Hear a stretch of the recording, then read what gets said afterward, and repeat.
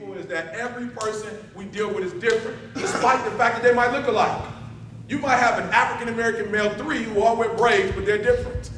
They may all come from Detroit, same east side, west side, and have a total different experience. A total different, and listen to me, this is critical.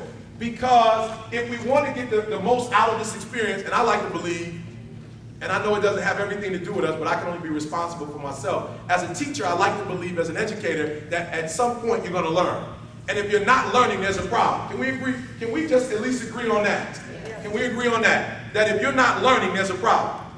And as the leader, as the educator, that I have to do something to make sure that the end result, the end outcome, however it happens, is that you're learning. And if you decided that you don't want to learn, then you don't need to be in the environment. But if you decided you want to learn, then at the end of the day, at the end of the year, something has to happen where if it's only a little growth, you're learning. And so again, I want to go back to this because this is critical. You're not teaching to yourself.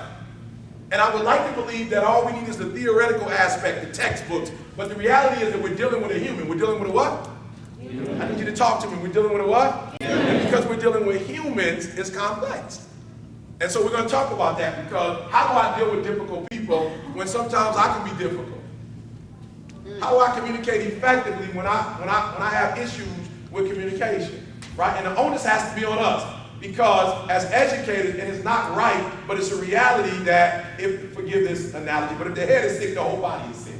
So what do I have to do? What do I have to do to equip myself, not just here today, but what I have to do to equip myself so that I can make sure that the people that I'm dealing with on a regular basis grow? All right, here we go. Everybody has needs. We all know Maslow's little, theory in that everybody needs to feel safe, right? Everybody has needs. Everybody wants to belong, right? Everybody wants to belong. Everybody wants this self-actualization. They want to get to this place where they can say, I've arrived. Right? So let's go back. I want to make sure you're clear. We're going to go back and look at this. This is critical. I told a story. And please don't be offended. Please don't be offended. I'm candid. I'm just going to give you reality.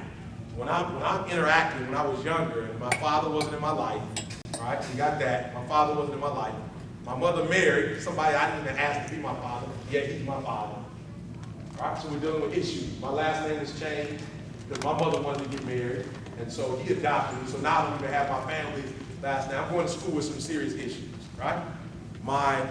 I grew up in Detroit, by the way, which is the most segregated city in the United States of America. Right? My uncles have gone to jail for being a part of the Black Panther Party movement, and they're telling me these stories.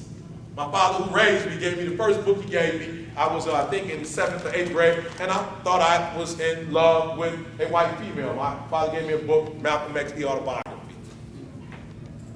Told me, I want you to read the book, and when you finish reading the book, I want you to separate yourself from this young lady and don't ever let it happen again. So this is my experience, right, wrong, or indifferent. This is my experience. Now I have a white male principal or white male counselor. Right? And every interaction that I have with this white male is either I'm in trouble with the principal or a counselor who's telling me to look at the ink and tell me what I see. So he shows me there's a series of ink marks. He said, what do you see? I see ink. I need you to look at it again. I need you to look at it carefully. Maybe from this angle, what do you see? Or that angle, I see ink. So listen to what I'm saying. This has nothing to do with the teacher. He hasn't done anything. As a matter of fact, as I look back at it now, I feel sorry for the educator because he was willing to come into my world and make a difference in my world. But because of my background and the information that I was receiving, it was always tension. It was always tension because nobody said to me that what you're learning in Malcolm X, that's isolated. That was a white male in this book. Or what you're learning from Eyes on the Prize about what happened to Emmett Till in the South is an isolated incident. But nobody gave me that. So while I'm with this teacher this counselor, or who's trying to give me some direction in life, who's trying to help me to see things that I can't see, I can't hear anything he's saying because of where I am mentally, my filters. And so I see him as an enemy. And so it's very difficult to learn from somebody you can't trust. It's difficult to gain information from somebody who you don't think has your best interest in heart. Somebody who historically you feel has been against you. This is critical. So as an instructor, before we get started, these things are important. the initial contact that you have with your student, those first 10 seconds, you are establishing a relationship. And so we need to be very careful. Every student that comes into our program, we have to be very careful about that initial approach. What do I need to say? How do I need to say it? What do I need to wear? What shouldn't I wear? Right? This is all critical. How should I say what I need to say? And so as we move forward, understand that there's an interaction going on, and while you can't read their mind, they're thinking certain things, and we want to make them feel as safe as possible. Maslow again says that we all have needs, and one of the basic needs we all have as humans is the need to feel safe. That's a need that we have. If you are in an environment where you feel like your supervisor doesn't like you, and your supervisor is always trying to come up with something, it's just not a place that you want to go to work to. It's not safe.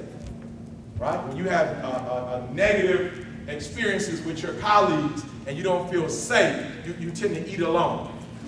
Right? You tend not to go to the function. You get there late, you leave early. All right, so this is important. This is important. Let's move on. Let's talk about the problem quickly. I know we're talking about the prison system, so I like to believe that there are a large number of African American males. That's been my experience as I've traveled to prisons. Now, perhaps your prison looks differently, but this has been my experience. So I want you to know what you're up against. All right, over 70% of African American males in the juvenile justice system were raised in homes without their fathers. So just some quick background before we can talk about excellence. Jim Collins, in his book From Good to Great, talks about taking a company from good to great. But he says in order to go from good to great, you have to know what it looks like, right? You have to know what you're dealing with, the who. That's his first piece. Jim Collins says before we can go anywhere, we need to know who. Who needs to get on the bus, who needs to get off the bus.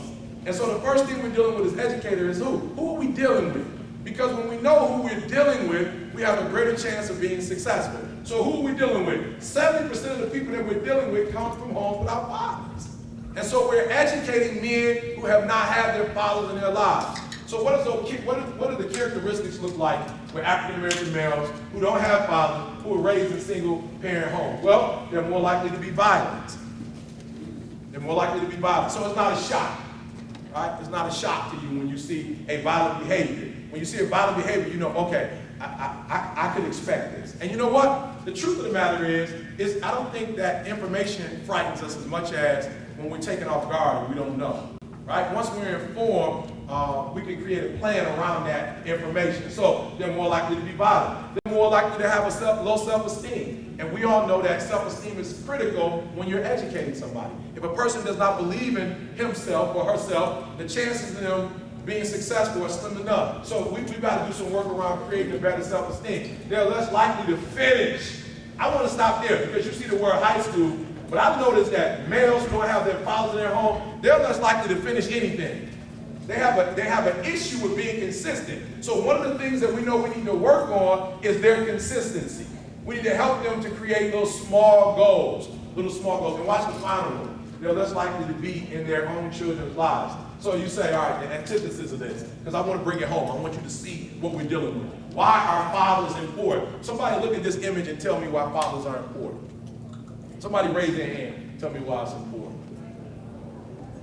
Their father was in their lives. Okay. He says they have a crazy dad. Yeah. Right? Absolutely. That's right. Push them. Right? And created something that wasn't a reality. There is no tennis in Compton. There is no tennis in Compton. There are no tennis programs in Compton, California. He created a program.